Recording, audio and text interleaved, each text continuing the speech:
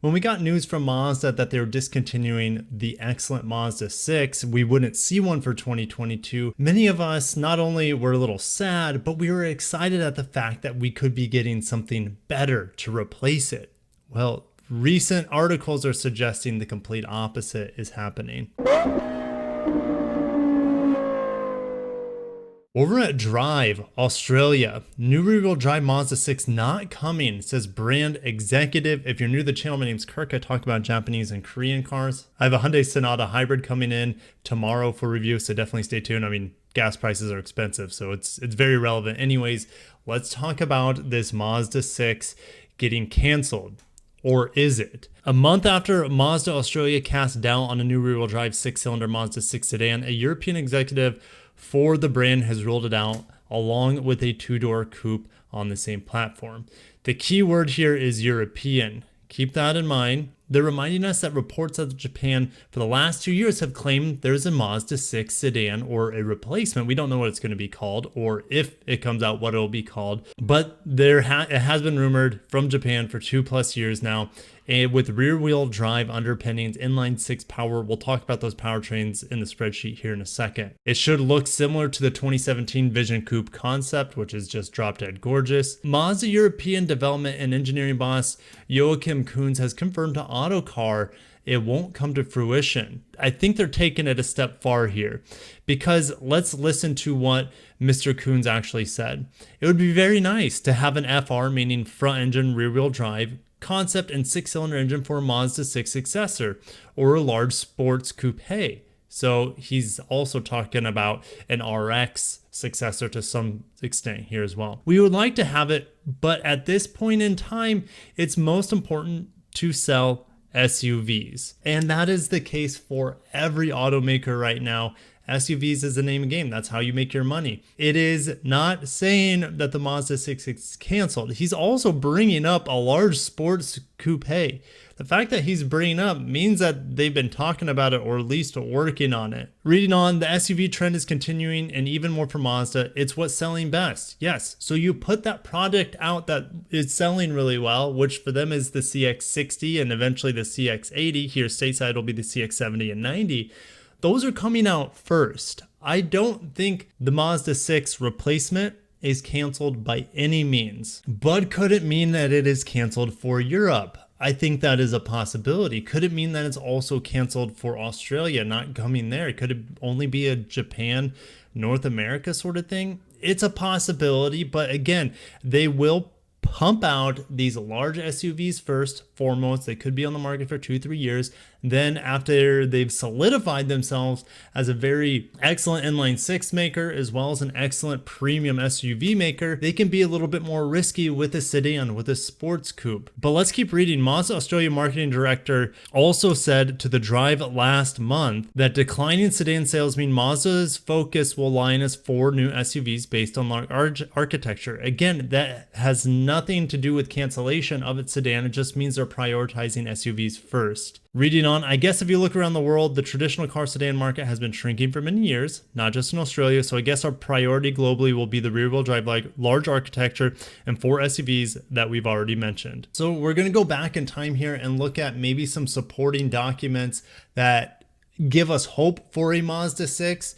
October 6, 2021, we're over at CarBuzz, rear-wheel drive Mazda 6 coming sooner than expected. They're getting that report from Spider7, a Japanese magazine and scoop site. If we go to Car and Driver, May 21st, 2021, so a little bit earlier in the year, last year, Mazda 6 dev for 2022, but maybe not gone forever. So Car and Driver was even saying that more than likely it is going to be replaced by the next large architecture platform. Speaking of Spider7, the sense of luxury is amazing. Big expectation of Mazda 6. For the first time in 10 years, we're getting a new Mazda 6. They have a render here of the vehicle. I'm going to pull it up, of what they're expecting it to look like based off the Mazda CX-60. And it looks better than the CX-60. I'm still not a fan of this little side grille, but they've made the grille wider and it looks, this front end looks a little bit more proportional to the sedan than it does on the CX-60 SUV. They're even using the same wheels from the CX-60 here. So what else are they saying about it? Well, they're saying that it's going to be scheduled to debut this year. Does it mean that it will debut in Europe or Australia this year or next year? Will it be in showroom floors in those parts of the world? I don't think so. It's going to take a while. And let's scroll down to the bottom because they have some more information here. The world premiere of the Mazda 6 next model will be in the second half of 2022. Previous reports said that the reveal was supposed to be in the first half of 2022 if you go back a year or two, but things have changed massively in the world with COVID, supply chain disruptions, wars going on, destroying everything that we put trust in, the supply chain system. It's just obliterated. So things get pushed back. It's the way that things are going to be going forward for the foreseeable future. So just because it was shifted half of a year for expected announcement doesn't mean it's not coming. So let's dive into this spreadsheet and talk about if the Mazda 6 gets a replacement. I'm going to go out on a limb and say it will. I don't know when exactly. Spider says we'll get an announcement by the end of the year. I'm not saying that is going to happen, but my gut is telling me not only are we going to have a Mazda 6 sedan, but we're going to have a two-door version of it as well, like the RX Vision concept. All right, so let's read into what kind of powertrains it's going to have. For sure, it would absolutely have the 2.5 liter plug-in hybrid that's on the new CX-60 with 323 horsepower total. And you also have 134 horsepower coming just from that electric motor. We have a healthy 368 pound-feet of torque, and this is a 2.5 liter four-cylinder, by the way. There is a 17.8 kilowatt hour battery with around 35 to 40 miles of range, depending on what cycle you want to look at. We only know that it's confirmed for the large SUVs because those are the only vehicles that are confirmed by Mazda at this point in time, and that's their focus. They need to focus on SUVs.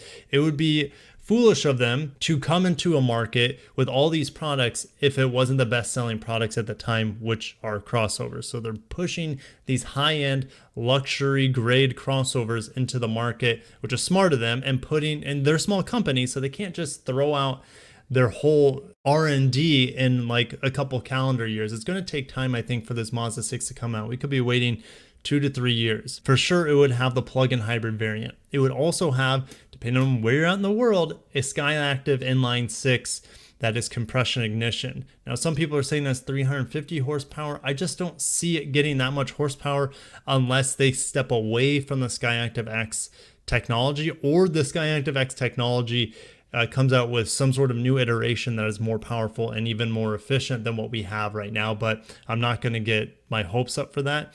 I'm just going to say what we know and what we can extrapolate from the 2-liter Skyactiv X. So around 280 horsepower, and we would be getting pretty good fuel economy, 35 miles per gallon.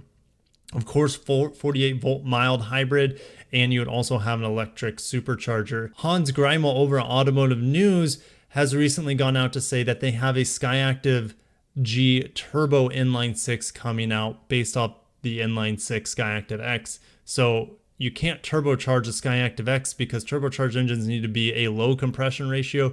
Skyactiv X is extremely high. Now the compression ratio here is not 16.1. Anyways, back to the Skyactiv G Turbo. It's around 10.5 compression ratio, and miles per gallon is not going to be great. 25. It's going to be probably similar fuel economy to what we have already in the 2.5 liter Skyactiv G Turbo that I just reviewed in the Mazda 3 sedan turbo. Make sure to watch that review. Had a lot of fun with that car. But easily we could see 325 plus horsepower, which is getting close to those rumors of 350 horsepower from this inline 6, and easily up to 400 plus pound-feet of torque from a force-induced inline 6 or straight 6, whatever you want to call it. And since it is turbocharged, it is unlikely, in my opinion, that it would need to rely on this 48 volt mild hybrid. Now, what parts of the world would actually use this? Well, I don't think we would see it in Europe. I'm not sure if we would see it in Australia, for sure, Asia, and for sure in the United States and North America. But you might be saying, Kirk, that's a pretty small market for just this specific inline 6 turbo. You're going to say it's only in a few of their crossovers. That's a lot of research and development just for this single inline 6 turbo. And we've also heard tons of speculation and rumors on Mazda lending this inline six turbo to Toyota, to Lexus, maybe even Subaru. That's a wild thing I've heard recently to put it in the next generation STI, which has been put on the back burner here in the United States. So I think Mazda could definitely lend this inline six out to its father company, Toyota, which owns around 4 to 5% of Mazda, and Toyota would benefit from that massively. They would be able to save some face from the mixed reaction they've got on the new Supra. It was an excellent car, but people want a Japanese built and Japanese designed vehicle, and that new Supra is not that. Even if it's fast and amazing, handles great, it's a great car, there's no doubt about it, and it's probably one of the best, if not the best engine BMW has ever made, but people still want that Japanese nostalgia. They want that build quality, that reliability, and they would be able to get it from a Mazda inline six that's put into a Toyota. And if it is put into a Toyota, you know Toyota's having something to do with this engine, just like we saw on the Boxster 4-cylinder, the 2.4 FA24 that's put into the GR86. It would be the same thing, Toyota working with Mazda. Maybe they're just working on the injection system, the fuel injection system, the D4S for this inline six turbo. It's hard to say. If it would be put into a Toyota or Lexus, you know Toyota's going to have their hands all over it. We got the BMW and Austrian-made Supra. Toyota still had their hands all over the engine, making sure it was built to their standards. So could be doing the same thing here with Mazda, and that would make sense for Mazda to have an inline six turbo if they're especially able to share it with other Japanese companies. Now, if you guys really want to go off the deep end, they have patents for twin charging. This is a similar technology to what Volvo uses with their 2-liter 4-cylinder that produces like excellent horsepower, over 300 horsepower. If you extrapolate that sort of power and torque delivery with a supercharger and turbocharger on an inline six 3-liter, you're getting 50% more power because the displacement's 50% higher in theory. So you're talking over 450 horsepower and about 450 pound-feet of torque. Would just be absolutely insane. And that could be something we see in a next generation Lexus or Toyota high performance sedan or coupe. Also, the Skyactiv inline six diesel is coming out.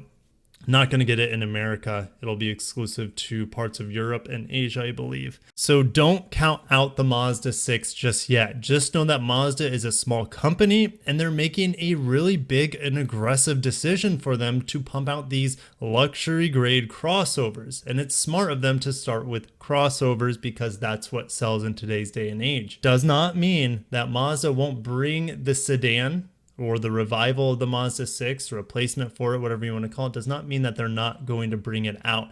I think it's just later on the product stack. And if you think about it, if Mazda just has all of their crossovers coming out in 2 years, then what comes out after that? Okay, so they got to have a continual revolving door, whether it's on their mass market side of the brand with their small platform.